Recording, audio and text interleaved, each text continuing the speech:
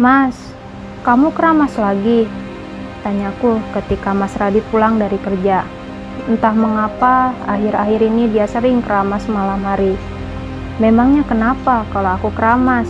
Namanya orang habis kerja, capek, lepek, dan badan lengket, ya wajar aja kalau aku mandi keramas. Gitu aja dibikin ribet, sentaknya. Baru saja bertanya seperti itu, dia sudah marah. Ya sudah, gak apa-apa, aku sudah buatkan kopi dan makan malam. Kamu bisa makan sekarang, biar aku yang bereskan semua barang-barangmu, ucapku. Mas Radit hanya diam dengan ekspresi datarnya. Ia berlalu meninggalkanku begitu saja dan menuju meja makan. Mas, kamu habis boker ya? Kok kayak ada bau gak sedap gitu? Tanyaku sembari mengendus ketika Mas Radit lewat. Ia hanya memberi tatapan sinis tanpa ingin menjawab pertanyaanku. Aku memeriksa kamar mandi dan toilet yang ternyata bersih dan tidak ada apa-apa di sana. Anak-anak sudah pada tidur. Biasanya aku akan makan bareng dengan Mas Radit. Aku pun menyusulnya, duduk tak jauh darinya. Pria yang sudah 10 tahun ini membersamaiku, akhir-akhir ini sikapnya banyak berubah. Aku menyendokkan nasi, berdiri ingin mengambil lauk yang tak jauh berada dari Mas Radit. Lagi-lagi aku mencium aroma tak sedap, seperti bau kotoran besar dan baunya busuk sekali. Ingin bertanya, tetapi merasa tidak enak padanya. Tetapi mencium bau ini membuat perutku terasa mual. Jelas saja, beberapa hari ini aku sering mencium bau yang sama, tetapi kali ini sangat bau sekali. Aku melanjutkan makan, sembari menahan nafas, berusaha untuk tetap menelan, meskipun rasanya susah. Sedangkan Mas Radit makan dengan lahapnya. Apakah dia tidak mencium bau tak sedap ini? Mas, gaji bulan ini kamu akan kasih aku full kan? Tanyaku saat kami berada di kamar. Ia memainkan ponselnya, sementara aku masih berberes berpakaiannya. Aku mengemas baju bekas kerja Mas Radit, dan di celana dalamnya terdapat kotoran besar. Sepertinya ini yang bau tadi. Tetapi kenapa Mas Radit sampai buang air besar di celana dalam seperti ini? Tanpa ingin bertanya, aku membawa celana dalam itu ke dalam kamar mandi, mencucinya hingga bersih dengan sabun.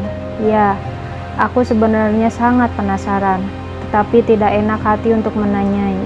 Karena aku sadar, di sini aku hanyalah sebagai ibu rumah tangga yang memang tidak boleh untuk terlalu menuntut. Kembali ke kasur, akan tetapi bau tidak sedap tadi masih tercium. Masa sih lengket di tangan atau bajuku? Aku rasa tidak mungkin. Mas, kamu akan kasih aku uang bulanan full kan? Tanyaku padanya. Aku hanya bisa kasih setengahnya. Aku banyak keperluan yang harus dibayar bulan ini, ucapnya. Memang dia bukan tipe orang yang muluk-muluk. Apa saja ia makan tanpa komplain. Jadi berapapun yang dia berikan akan kuterima. Agak sedikit menjauh darinya karena semakin mendekat, bau tak sedap itu semakin tercium. Seperti bau tai, dan ada juga tercium seperti bau busuk. Aku kembali berberes dulu ya mas, ucapku padanya.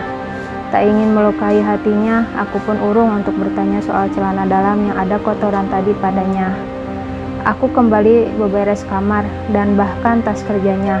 Saat ingin menaruhnya ke atas meja, tak sengaja isi di dalamnya pun terjatuh. Aku pun lekas ingin memungutnya dan betapa terkejutnya ketika ada sebuah pembalut berukuran jumbo di dalam tasnya.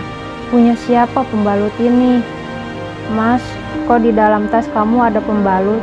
Tanyaku dan tenggorokan terasa tercekat. Mas Radit bangkit. Ia melempar ponselnya ke atas kasur.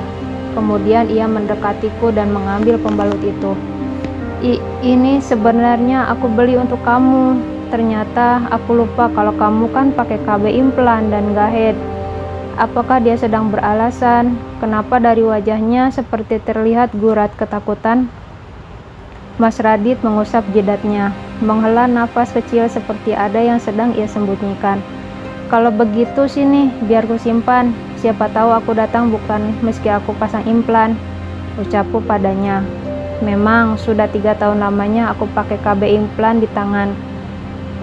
Tidak, biar Mas saja yang simpan. Mas yang salah sudah beliin kamu pembalut, ucapnya. Ini bukan dirinya. Mas Radit tidak pernah mau membelikan aku pembalut, meskipun aku meminta dengan alasan mau dilihat orang kalau dia beli pembalut wanita. Tetapi sekarang kenapa dia malah membelikan pembalut, sedang dia sendiri tahu bahwa aku tak lagi haid beberapa tahun ini. Mas Radit membawa pembalut itu ke kamar mandi ya. Mungkin benar kalau dia lupa. Tapi entahlah, aku masih ingin berpikir positif tentangnya. Malam semakin larut, sedari tadi Mas Radit terus memunggungiku. Aku meraba punggungnya, ingin memberi kode bahwa malam ini aku ingin agar dia memberikan hakku berupa nafkah batin yang selama ini ia lalaikan. Aku capek, Rizka, ucapnya yang langsung menepis tanganku. Mas, sudah 2 tahun kamu begini. Kenapa kamu enggan menyentuhku? Apa ada wanita lain di hatimu?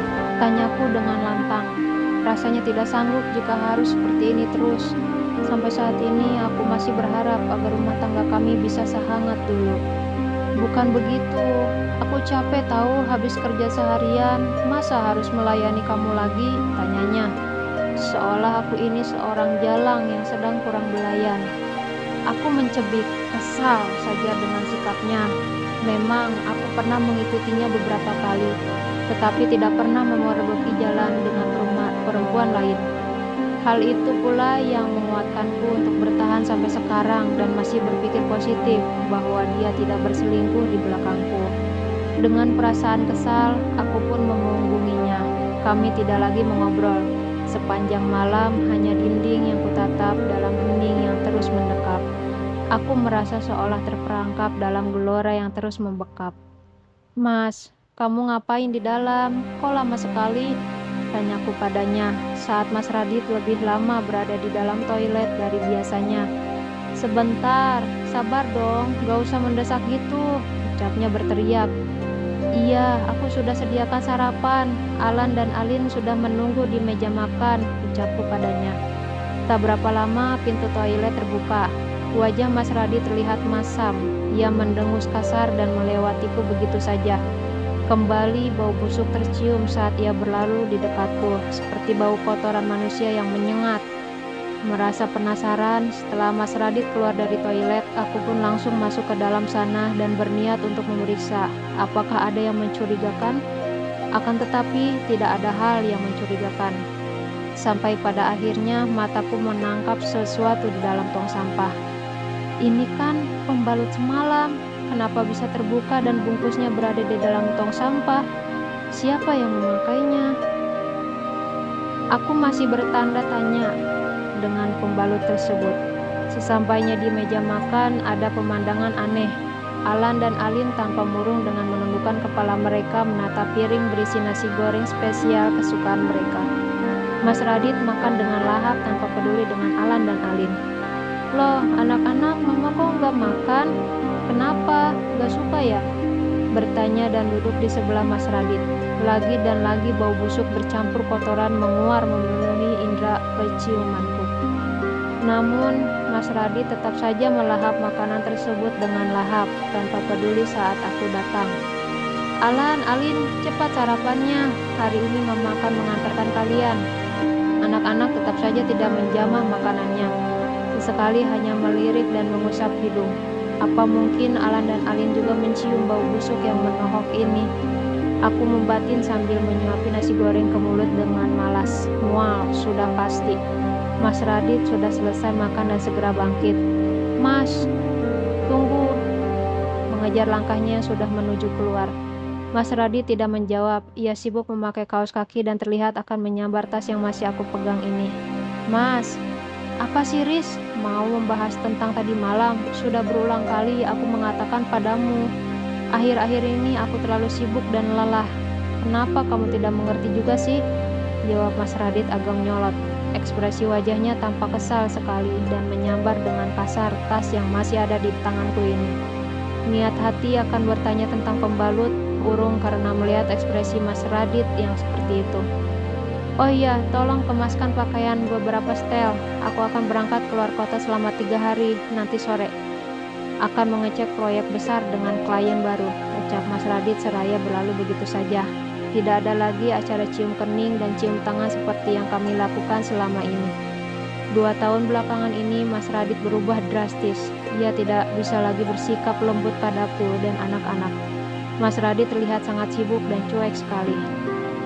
Aneh, dan membuat menyimpan tanda tanya besar dengan sikapnya yang berubah drastis. Setelah 3 hari, Mas Radit pulang dari luar kota. Bau busuk dari tubuhnya semakin menjadi. Namun setiap aku bertanya, Mas Radit selalu saja nyolot, tidak senang, marah, tidak jelas. Kamu ini kenapa berisik sekali sih, Riz? Namanya juga aku baru pulang kerja, belum mandi dan dalam tas ini semua baju kotor. Sentak Mas Radit dan hampir saja mengangkat tangannya. Namun urung karena aku menghindarinya dan melindungi diri dengan kedua tanganku. Mas Radit meletakkan tasnya dengan kasar, lalu masuk ke dalam kamar. Keesokan harinya, aku berkemas dan membongkar tas milik Mas Radit yang dari luar kota. Namun, betapa terkejutnya aku. Apa ini? Dada terasa sesak sekali, napas memburu, sakit sekali. Bagaimana tidak?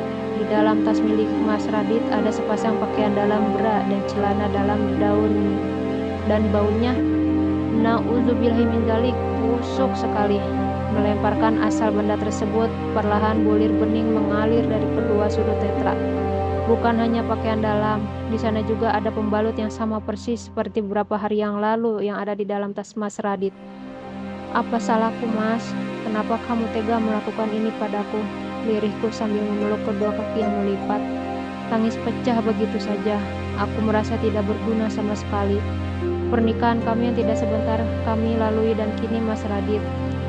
Ah, entahlah, mungkinkah dia berselingkuh? Kenapa, Mas? Kenapa? Masih bertanya-tanya. Aku segera membereskan semuanya ketika mendengar suara deru mobil memasuki pekarangan rumah, memasukkan semua pakaian kotor tersebut ke dalam mesin cuci. Ketika Mas Radit masuk, segera menghadangnya di depan pintu dengan bersedekap, menatap tajam ke arah Mas Radit. Aku mengenakan pakaian haram. Apa-apaan sih, Riz? Tanya Mas Radit seperti risih melihat aku berpakaian seperti ini. Ia memalingkan wajahnya ke lain arah, menghindari tatapanku. Kamu tidak ingin memandangku, tidak ingin menjamah tubuhku. 2 tahun, Mas, 2 tahun. Tetapi kamu memilih pergi keluar kota bersama dengan wanita lain. Apa maksudmu, Mas? Apa salahku? Ucapku rasanya sakit sekali. Usia pernikahan kami bukan baru saja kemarin sore. Sudah 10 tahun kami mengarungi bahtera rumah tangga ini. Namun 2 tahun belakang ini membuat hati ini sedikit goyah akan perubahan sikap Mas Radit dari hari ini. Mas Radit tampak terkejut ketika mendengar aku mengatakan ia pergi bersama wanita lain. Bicara apa kamu, Rizka?